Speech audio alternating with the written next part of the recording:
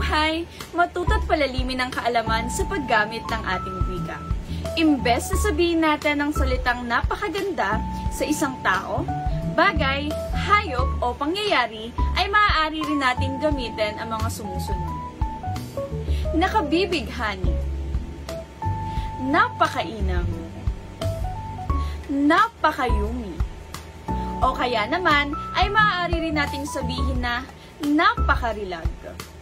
Ilan lamang yan sa mga salita na maaari nating maging pamalit sa salitang napakaganda. Para sa iba pang kaalaman, ay patuloy na sumubaybay sa ating mga susunod pang klase.